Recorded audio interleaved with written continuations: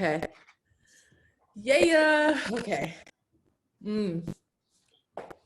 Okay. I'm eating at the same time. I'm sneaking in a meal. Making some drinking this rock star. I've been going. So you are fine. So how are you? What's going on your end?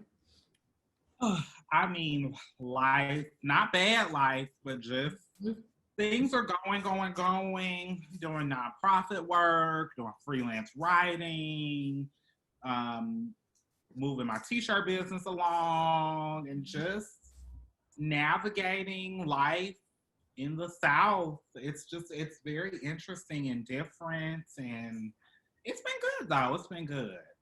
Okay. I like to hear that. Before we start, hi, I'm Mimi. For everyone that's listening and watching, this is Black.Queer.Alive, and I'm so excited, like so fucking excited to be here with you, Joelle. You're like secretly one of my idols. I don't think I tell you this enough. I am so inspired by you, thankful for you. You knew me when I was like baby, like the seedling of a little gay baby, little queer child. I knew you were going to do so many things. I told you, I haven't told you in a long time, but I'm going to continue to tell you that really, literally, it's not many people, but the sky is literally the limit for you. I saw that the first time I met you. I knew I was sold already. I appreciate that. Let's get going. Tell me about yourself. Name, age. I say occupation, but what's your passion? I'm gonna tweak that question. And what are your pronouns? Joelle, Bayaa, Uzari. I'm 34. Yes. Yeah. In your 30s. I don't feel it, but I'm 34. Pronouns she, her, hers, bad bitch. You can call me whatever. Occupation, I just have an occupation to create content and just be a different type of representation and a different type of voice. And just really create just something different and tangible for the community. And just, I hope that it's something that extends farther beyond me and reaches farther beyond me. So yeah, just content creator, connector. When I first met you, you were a dancer, a performer. I'm still those things.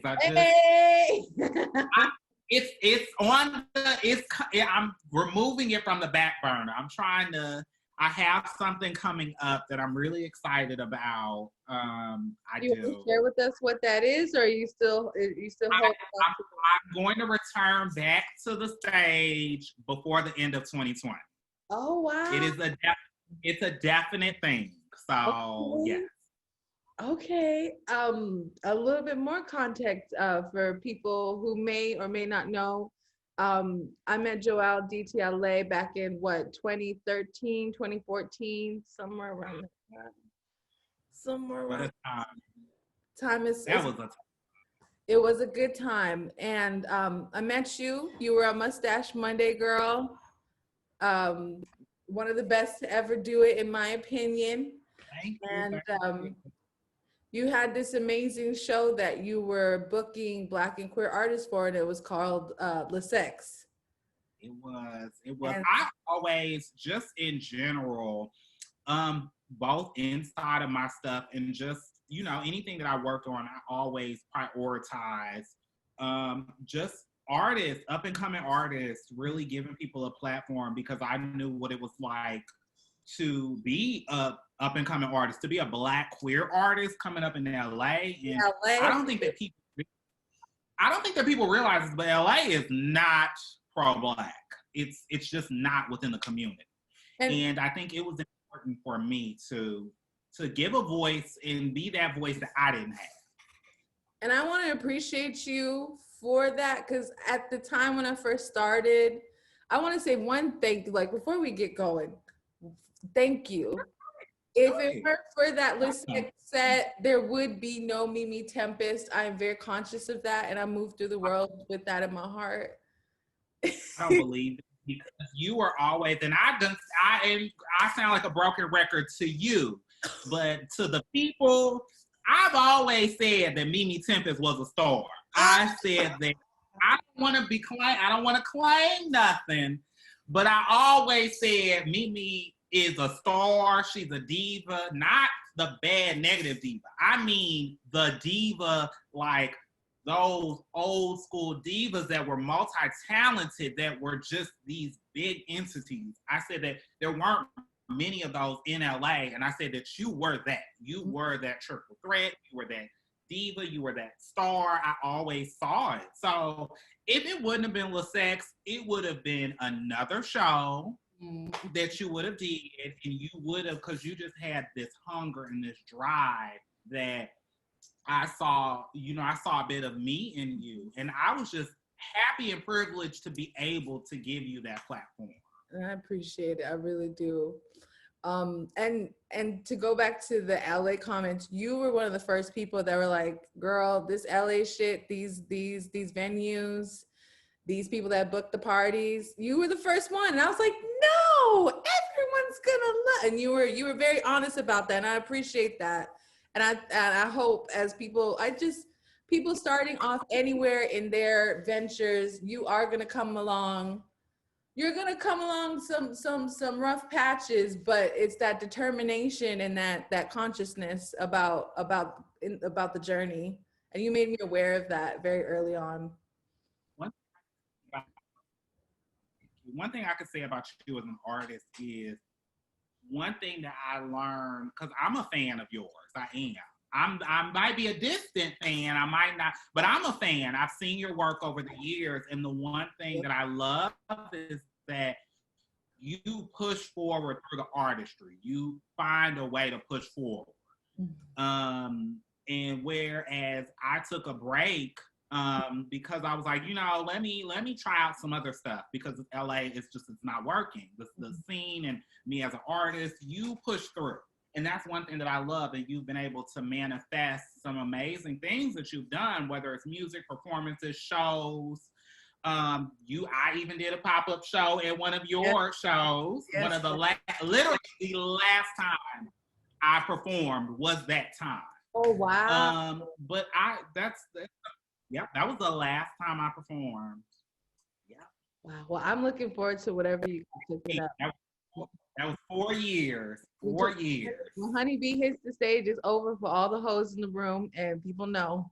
When Honeybee hits the stage, it's over for everybody. So I love that energy. Definitely. I'm definitely excited. I just have some things I'm really excited about. I definitely want to bring that piece back, because that is definitely the missing element of just my life overall. Wow. Wow, I'm excited. Let's jump into these questions. If you feel comfortable, what is your gender expression and how do you sexually identify? So my gender expression, I'm a Black woman of trans experience. I'm a woman of trans experience because for me, when you put the trans before the woman, it becomes about the identity and not a holistic view of a person. So, whereas it's always, people say, for instance, well, I'm a Black man or I'm a Black woman. It becomes about your Blackness and not about your wholeness, not about your womanhood or your manhood.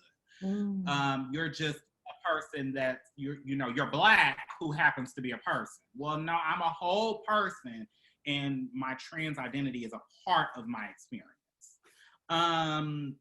And what was the other part of the question? Yeah, how do I sexually identify? Oh, sexuality. So I feel like, for lack of better terms, it's straight, but I'm open. I would say more so the proper term is probably demisexual, because I'm open. If you like me and we vibe, I'm open. I think that the issue comes with people being so caught in boxes and labels, that you kind of, I'm always seemingly pigeonholed into dating men, cisgender men, because they always approach me, or it always just works out that way. But I'm open. I am. Okay. Where do you find home? Home is the people I love. It's the people I love, the memories. The home is the conversations. It's those moments where I'm with somebody that I haven't seen in 4 or 5 years, and it's literally like time just stopped and it's starting again. Mm-hmm. That's home for me. I've lived in Houston for, it'll be 3 years this year. And last year I went to LA for my birthday. It was a very, very like sudden under the radar trip. And it was literally like I was there yesterday. Like I was visiting people and popping up, and it was a party at the Eagle, and I just popped in and said hi and then went to the Lash, and it felt like home. And I just feel like home it's not a concrete building. It's a feeling, it's an emotion, it's an interaction, it's a connection, and it's that quality time with people that you love. Do you feel like because you've lived in so many places, that you're searching for something? Like, are you searching for anything overall? I always think, I feel like the journey of life, you're always searching for something. I think that the irony is leaving home, like LA, I actually found something. I found a lot of the things I was looking for that I didn't have in LA, that I was seeking. I found a lot more stability. I found a sense of identity and a sense of Blackness that I was searching for in LA. I was searching for a community. I was searching for this level of Black authenticity that just was not communal in LA. There were bits here and bits there, but as a Black woman of trans experience, I don't even have to say trans experience, as a Black woman in LA, there just is not this level of Black authenticity. And if you have it, they try to take it from you. So I feel like leaving LA, I was able to unapologetically own my Blackness and move, and be able to celebrate it and have it embraced. And I never understood what that felt like, and it felt weird to be able to embrace your Blackness as part of your identity. So of course there are things that I'm constantly in search of, just as as I discover new things about myself, I want to look for new things. But I definitely feel like I've actually found things leaving my home and just trying to, see the world and see what the world has to offer. Out of all the cities you've lived in, what has felt like the most closest thing to what you're searching for? Like, is it, I know you said it's like not a feeling, but is there any memory connected to a location that draws that out? So I'm gonna give a city and a year. I'm gonna give a city and a group of years. So I'm gonna say LA, but it's gonna be probably between the years like 2010 to 2016, 17, right before I left. Only because so much happened to define who I am now during that period. My life was in flux. There's a lot of stuff that a lot of people didn't know about me at that time, but my life was, it was just crazy. That was a crazy 5 years. Lost my dad in that 5 years. So a lot happened, but the crazy thing is my art and my performance and just me as a performer and a nightlife character, like being Honey Bee, that kind of stabilized all of the change. And I think that's when I became and blossomed into my current chapter of womanhood. Was really those last 5 years. So it was a struggle personally. I overcame a lot of demons, faced a lot of traumas, but I think it definitely helped define me. In LA during that period, I don't know how it is now. It definitely seems like it's changed, but I feel like during that period, that was a time to be in LA as an artist. I mean, I want to stay in that time period real quick, because I've had the privilege. We know, if you were in LA during that time, what Mustache Monday was. I've had the privilege of talking to Miss Barbecue. I've had the privilege of talking to McCain last night, who also participated in Mustache Mondays, talking to William. Barbecue. I don't know if many people know this. There would not be a Honey Bee without Miss Barbecue. Are you serious? I don't think that Barbecue, I don't think she knows this story. So I'm going to say very quick anecdote. Very quick. Okay. So before I ever started performing, this was probably in 2010 or 2011, maybe even before then. There was a club in LA called Shits and Giggles. Oh, she was talking about that in her interview. Please go ahead. So I had been to Mustache maybe once, I think, around that time. So we went to Shits and Giggles. I went with a couple of friends, a couple of coworkers. That was before I was Honey Bee. That was before I was anybody. And we went to the party. It was, I had never seen a party like this before. And we were at the door, and Barbecue, you know, I was with some cisgender friends, male, female. And Barbecue stopped and said, you know, they're paying or whatever, but I got her. And she pointed to me. She was like, I got her. She's with me. That's my girl. Never met Barbecue. Never.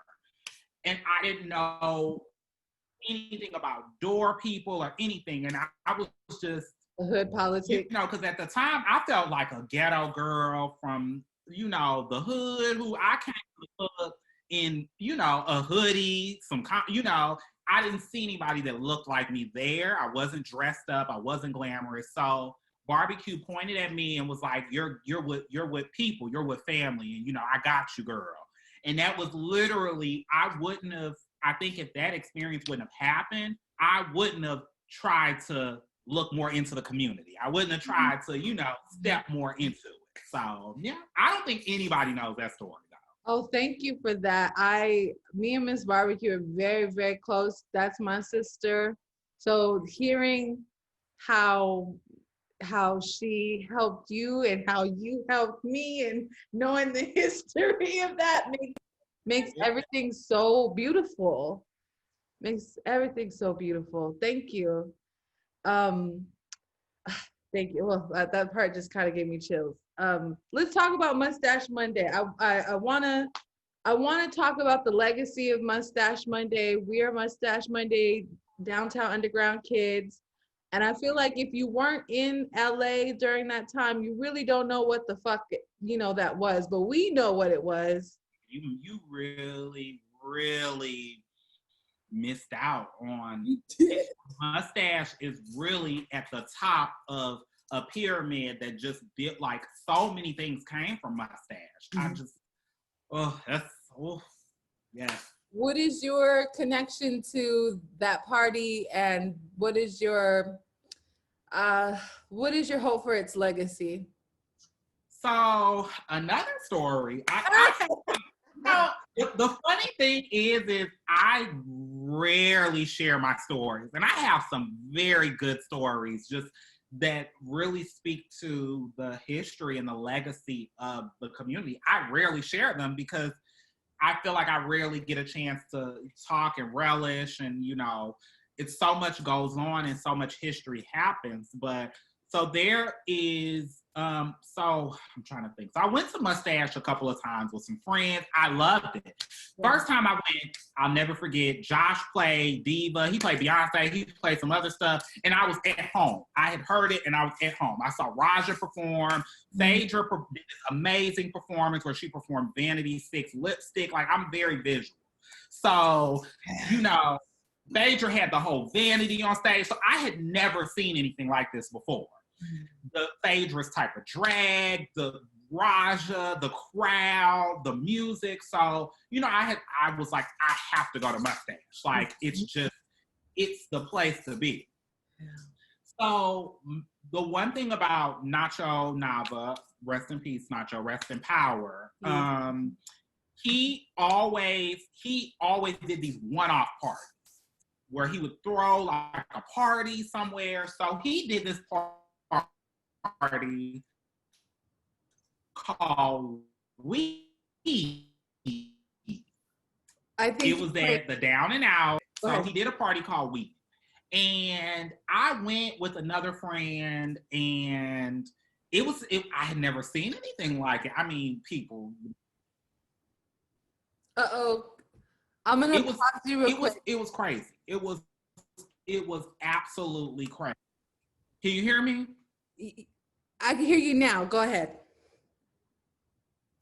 So Weave was one of those parties where it was crazy. I mean, it was like a little baby Mustache, but more grimy, more underground. And I met a DJ named Tim. Tim, he has a lot of DJ names. His DJ name at that time was TR808. Okay. I met Tim at Weave. Is Tim introduced himself. Mm-hmm. I'm sorry. Well, he was one of Nacho's really close friends. Okay. So Tim was like, you know, we introduced each other. So then I kept seeing, you know, in downtown LA, especially at that time, there weren't a lot of people in the community. So you were going to run into them if you went to the same party. Mm-hmm. And I remember seeing Tim at, you know, La Cita. I remember seeing him because Summer Tramp was just starting. I remember seeing him at a club called Rhonda, because it still was kind of relatively underground. And Tim was like, you know, I want to throw a party with you. And we started talking. And it was through Tim that I got introduced into the Mustache, you know, family. So it's two people, Tim and Barbecue, were the two that really helped, you know, kind of bring me in. Mm-hmm. And I think through Tim, I kind of befriended Nacho, and I really became a part of the Mustache family. Okay. Can you tell me how? Girl, you getting all the. I know. I'm getting the history because it's still history. Even though Mustache doesn't exist. There's that. It's that seedling that was planted in me and a lot of us that still continues to this day. And I think it's important to talk about that. Can you talk to me about? I mean, I learned a lot of stuff from Nacho. Oh, a lot of it. I mean, it's priceless gems. I mean, priceless. Things that you probably still conduct today as you like move through business, as you move through. Oh, yeah. Hell yeah. Tell me about Dollhouse Productions, if you feel like Dollhouse. So another story. Girl, you getting the stories from me. You getting give a history lesson. Yes. So Dollhouse was created by Rudeness. It was a production company. So I'm gonna rewind it a little bit. So before Dollhouse, Rudeness created a party called Runway with the owner of Circus and Arena, which is not there anymore in West Hollywood. So basically, they bulldozed that down. That's another piece of history that's gone. Gone. But for those that don't know, Arena and Circus Disco, the actual club compound, it was the largest club on the West Coast. The largest club. And it was modeled after Studio 54. And the owner, Gene, actually was one of the people that helped create Studio 54. So that's a little history about Circus and Arena. So, I mean, during its heyday, they had Madonna, Sharon Stone, any celebrity performing. So Rudeness wanted to create basically this collective of up-and-coming hot nightlife people to create the party Runway. And I was like, you know, that up and coming, that black girl that was, you know, hungry, the dancer, you know. And so that's how we met. We instantly clicked. And then, you know, Runway had its run. Then, you know, it kind of, as you know, not most, but as some parties do, they kind of, everyone goes their separate ways, but there are still people that are connected in the community. So in 2014, Rudeness, you got a couple of people together and decided that we wanted to create a party called Trade through a production company or a group called Doll's House. So Trade was, you know, this collaborative of basically what we wanted in a party that wasn't being done. It was hood, it was underground, it was street, it was, you know, neighborhood, it was family, hearing music that we wanted to hear, performers that we wanted to see. And really it just grew into a family, it grew into a whole production company, it grew into, you know, what it's become now. Yeah, I'm very proud to have witnessed those moments. Those were exciting. Those times were good. Yeah, those times were so good. I'm telling you, 2012 to 2017 was a time to be in LA. It was a time to be alive. Like, alive. In media or like in stories, movies, where do you see yourself? I don't see myself. I don't see any representation. I don't see any girls or stories or characters that I identify with. You know, if I do, they're not trans, or, you know, it's elements of white characters, but I'm like, oh God, another white, you know, cisgender character. Or if it's trans, it's not a Black trans character. So I feel like I don't see myself. I feel like that's part of the reason why I'm not a visual media person. I'm more of a music person, just because for me with music, I can create my own visuals and I can create the stories that I want to tell. And that's also why I love to write. But I feel like Hollywood and just media overall really has a problem with trans, whether they're fat, whether they're disabled, whether they're poor, whether they're hoes. But the media really has a problem with Black femme bodies. And that's why if they're going to show us, they show us we crackheads, we broken, we, you know, getting killed, or they don't show us at all, or, you know. So I don't see me at all. Is there anyone in your memory who you felt connected to?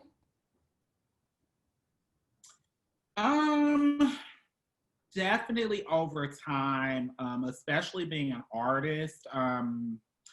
I'll talk about my time in LA. I feel like I was I always mostly kept to myself. I was very friendly and friends with a lot of people, but I always mainly stayed to myself.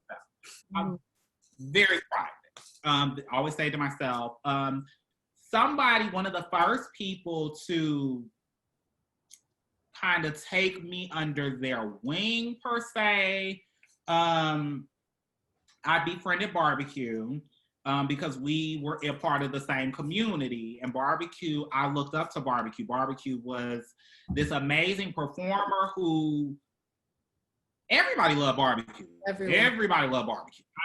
Everyone. It was universal. That's something that I mean, even to this day, I wish that I could have learned, because I'm not everybody's cup of tea, but I will say that everybody loved Barbecue. The way that she was able to get the things that she wanted, command the stage. She was a universal type of artist. Like, you know, Barbecue was a people's performer. Yes. And, you know, she took me under her wing. I was able to learn how to navigate different spaces as a Black femme body from Miss Barbecue. Other people that took me under their wing, God, you know, it was the crazy thing is I didn't see anybody that looked like me, so I had to identify with people as artists, people like Phaedra, people like Raja, people like Feliz Navidad, these artists that I respected their artistry. And I was like, I want to be an artist like them. I want to tell stories. I want to create memorable moments. And, you know, they saw something in me where, you know, maybe I didn't even see it in myself at that time, but they really took me under their wing. You know, I studied their craft. I studied them as an artist. Going to Tranny Shack and seeing these amazing performers who I became friends with, they really showed me and taught me how to be an artist. And I feel like through that level of artistry, I was able to learn life lessons that I still to this day, you know, keep with me. That's beautiful. When do you feel most safe? I feel the safest two places. I feel the safest on the dance floor, and I feel the safest probably at my home in just some sweats and just, you know, just completely in my bed because I love to sleep. I love a good nap. But yeah, I feel the dance floor and my bed, though, the two safest places. Excuse me. When's the first time you realized you were Black?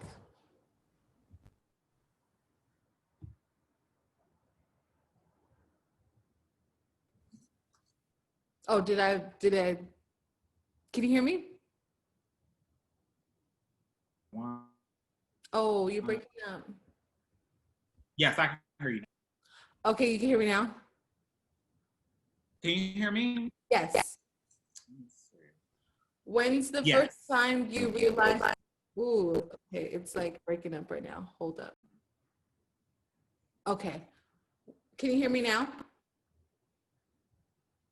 Yes. Okay. When's the first time you realized you were Black?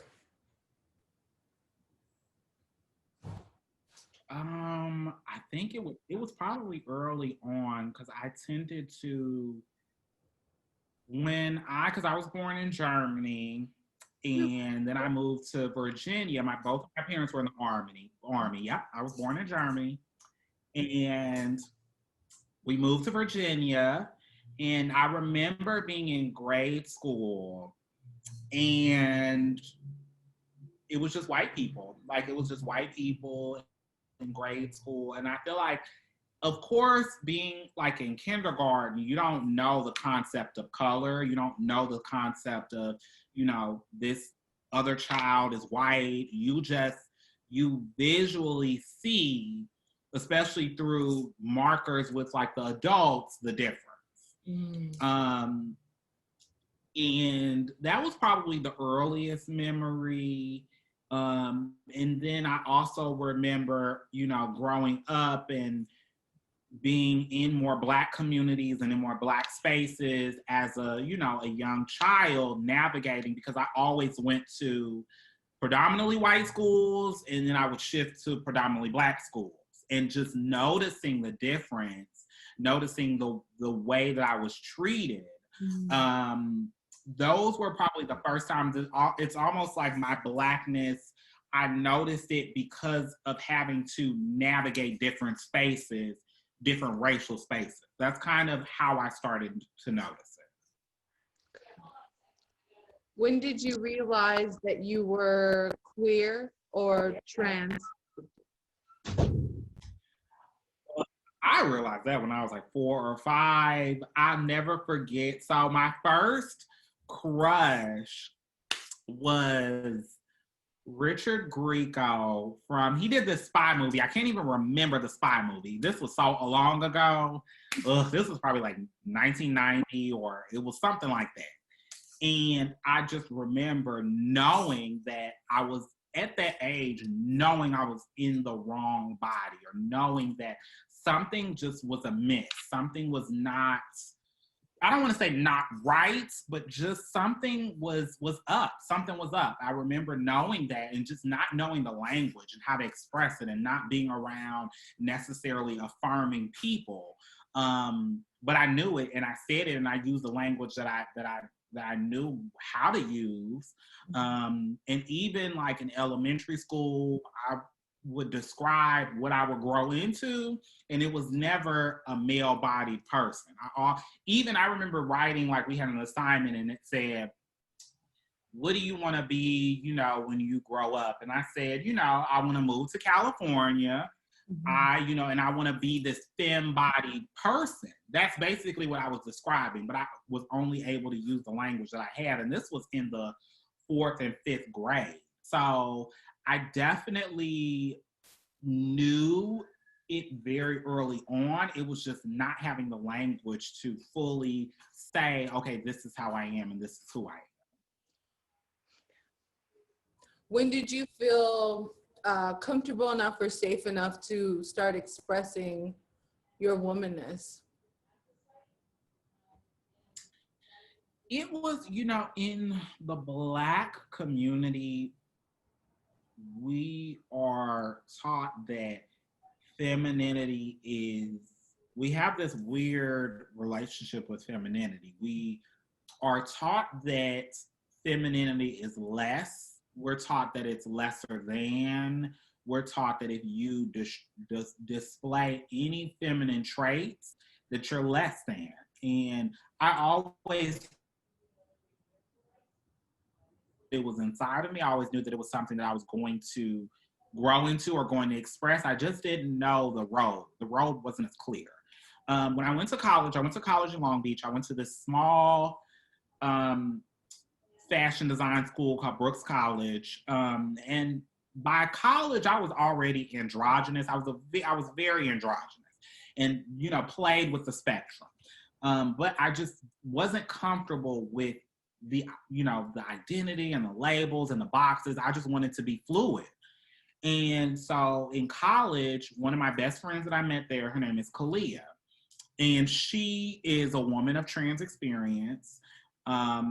We instantly befriended. And through our friendship, she was able to show me that there's nothing wrong with expressing your femininity. There's nothing wrong with embracing who you are. Embrace it, celebrate it, live in it, stand in it. And I think that from then, I decided that I'm going to come, stand in my truth, whatever it is, and then just be honest and be true to myself, whatever that looks like. So, at 19, that was, embracing my identity. That was, dressing how I felt comfortable. That was, when I was, in my early 20s, going on hormones, kind of really, I don't want to say paying attention to my appearance, but just really, really fine-tuning my expression. And then just throughout my journey, just really, really increasing my level of comfort. But I think it definitely was when I was 19, I started, and it was very, very like little bit by little bit. But I made sure that one of the mottos that I had, one of my personal mottos, was to always stay within my comfort zone and never try to leave it to fit this mold of femininity or womanhood. Like I was like, no, Joelle is gonna stay true to herself regardless. Like if somebody thinks that that's one thing, then they can think that, but I'm definitely always gonna stay true to myself. That's beautiful. What do you want to, I'm sorry. What would you say to your 12-year-old self? You'll be okay. And everything will make sense. You will be okay and everything will make sense. I think that I wouldn't want to say too much, but I would say that through the lived experience, everything will be okay. And you will definitely be where you want to be, doing what you want to do. It might not look how you thought it was going to look, but it will work itself out. That's beautiful. What do you want to hear from your 60-year-old self? Oh, I don't know, because the weird thing is I don't know if I'd want my future self to tell me anything, because I guess I would just have a question of, will it all continue to work out? I don't want to know any specifics, because because I like to trust the process. I really, really, really believe in trusting the process. Not, if you're going to be in it and trust it, then you got to trust it. And I wouldn't want my 60-year-old self to tell me anything specific. I just want to know, is it going to work out and is it all worth it? 2 yes or no questions, and I'm like, okay, I'm good. Don't tell me the details. I don't want it to, fuck up anything, because I believe that everything happens with a reason, with purpose, with manifestation, and I definitely believe that I have to trust the process while doing the work, and I wouldn't want anything to mess up the process, because I definitely feel like there's lessons that are learned within the process. Okay. That's a fair answer. Next question. How do you experience love?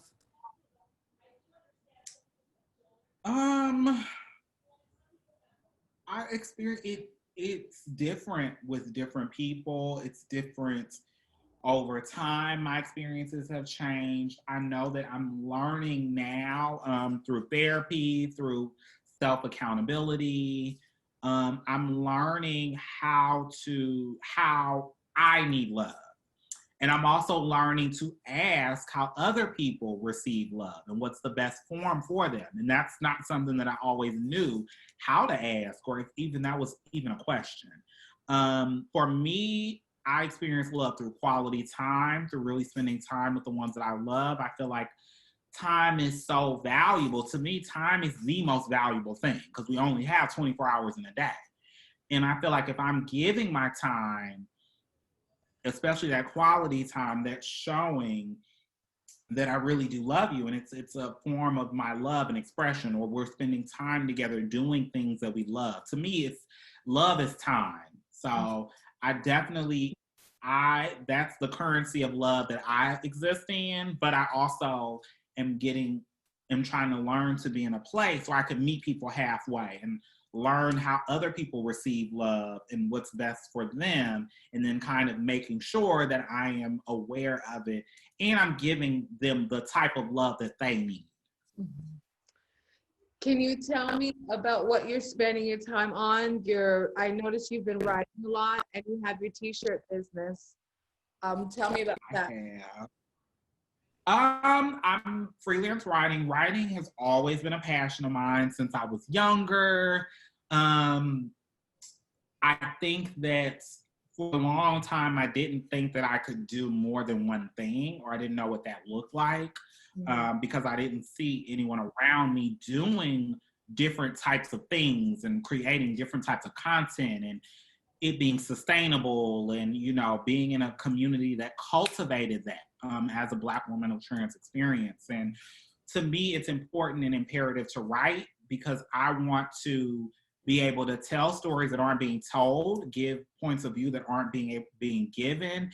And I just get tired, and I know what made me start really pursuing writing is that I got tired of reading and seeing stories, and I'm like, y'all cannot be serious. Like, we're giving the same regurgitated opinion or thoughts, or we're talking about the same topics, or it's nothing thought-provoking. We're not telling any new stories, and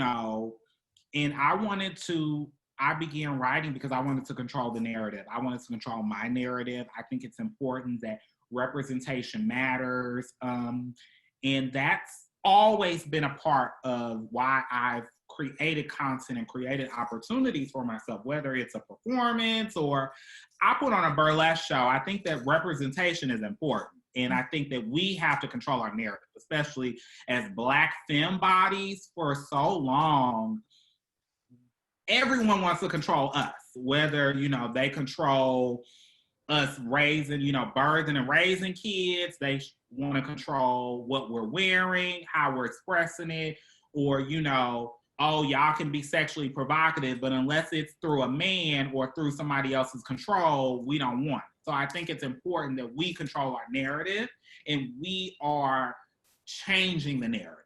So that's why I write. That's why I'm an entrepreneur. That's why I'm a performer. That's why I'm everything. It's because I really, truly believe in representation and controlling the narrative, and being unapologetic in controlling the narrative. Because I think that for the longest, I was unapologetic, but you know, being a Black woman, it's hard to stand out there on your principles and have little to no support, because people don't support Black women. They don't. You know, those revolutionary Black women are either alone or they have little to no support. And they are always years ahead of what's going on. So, you know, Black women, you know, it was Black women that created Black Lives Matter. Yet Black cisgender men co-opted it. So, you know, I'm always a fan of, you know, you have to create the narrative, control the narrative, and you have to be that representation that you want, even if you're doing it by yourself. So yeah, I freelance write, and I have, you know, my own t-shirt business that I've had for 3 years. The reason that I created it was the same reason. Literally every opportunity that I've done is because I'm like, well, nobody's hiring me, nobody's booking me, nobody's letting me tell my story. They want to control my story. So I have to take matters into my own hands, you know, and build something from the ground up. That's why I did LaSex, literally. The exact reason why I did LaSex was because Honey Bee was not getting booked. It might have seemed like Honey Bee was getting booked and busy. Honey Bee was not getting booked for the shows that I wanted. Yeah. The quality shows that were important to the Black woman. That, you know, I see this performer who's not giving a show, who's getting paid way more than I was getting paid. You know, who didn't have the resume or didn't have the experience. And so when I saw that and I was trying to get bookings and nobody was giving me bookings. Nobody was, even people that I was friends with, even people that, you know, I considered to be close with, they weren't booking me. They weren't trying to pay me either. So that's why I created LaSex, because I said, not only do I want to have my own show and book my own talent, I want to pay people because I don't think that's fair. You know, I want to put on a show that is for us, by us. Very FUBU-ish, you know, very FUBU. But, you know, and that's why I write. That's why, hey, look, they was on to something with that. But that's why I also created my t-shirt company, because I was in the apparel industry for a decade. Couldn't get a job, you know, people were wanting to underpay me. People were wanting to tell me they didn't want to work with me because of the way I was dressed. They would blatantly tell me that. And I was like, you know, I have enough experience that I could build my own brand from the bottom up. I've made companies millions of dollars. Why can't I build something for myself that's sustainable?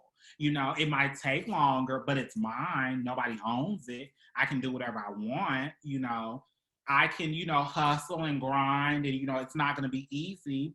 I still have to work 3 times as hard. But, you know, I feel like it's imperative that whether I'm, you know, with my t-shirt business or whether I'm writing or creating content, I think that it's imperative that I am just always creating content and giving a type of representation that is honest, that is true to myself, that is tangible, and that's just something different, especially if I don't agree with it. Because we don't agree with the type of representation that's being given, we don't have to sit with it. So that's really essentially what I'm doing. You know, anything that I'm doing is about really trying to be honest and be true and just give a representation, a true one that's not being given, honestly, because I don't see nobody, you know, or I see it, but it's not being celebrated or it's not being told or talked about. So I think that that's imperative. I appreciate that hustle about you. I appreciate that. I really do. I don't be trying to do, honestly, I don't be trying to do nothing. I be like, well, I ain't getting booked, so I guess I'm gonna create my own show. And I didn't understand the magic behind it until like literally 5 years later. I'm talking to people about it, and I'm looking at the videos, and I'm looking at the, you know, the mementos and the articles, and, you know, I'm looking at the behind the scenes photos, and I was like, this was a thing. A Black woman in LA created this for the community. And I was like, damn, this was a thing. I was like, girl, you did something. You know, you did. It was like, I think it barely started to touch me. Because so Selena and Sarah, they were the twins that kind of recorded some of the footage for the show. So earlier this year, they showed me some never seen footage. I had never seen it for the show. And I was like, where did you get this? And for LaSex, they had some never seen footage. So I was watching it and I almost teared up because I was like, I couldn't even live in the moment because I was so stressed out about the details, and I couldn't even enjoy the process because I was in it. And I was like, damn, like that was a thing. It was a thing that was for all of us. So I want to continue to create moments like that. Like that's literally all I want to spend the rest of my life doing, is how do I get to the point where I can continue to create LaSex moments? Like, and that's all I want to do. I have 2 more questions. I always say 2 more questions. I end up with like 4 more. You can ask me whatever. Mimi, you can ask me whatever. Thank you. If you could change your identity, would you? Why not? And when I think about this question, it's okay if you say, hey, I want to be a dragon. Like that you can incorporate, you know, and fantastical, random, you know, identities too, or expressions too. I would want to be a cat. I would want to be able to, like a Garfield. I want to eat and lay down and watch TV and just not have to work or stress and be taken care of and be in the house. And, you know, I would just want the complete opposite of the life of a human. I don't want to work. I don't want to lay down in somebody's bed and eat and watch TV and just stretch and yawn and be taken care of. Yeah, I would want to be a cat. I like that. Cats are amazing. Let's shout out to cats. Is there anything in this moment that I didn't touch upon that you really want to share or express right now?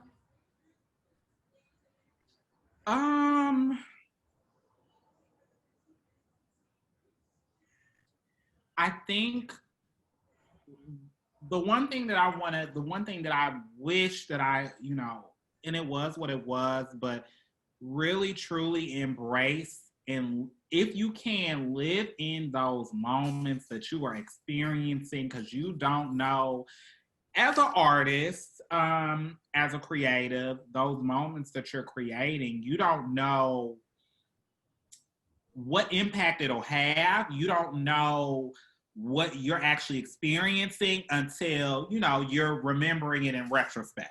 Mm-hmm.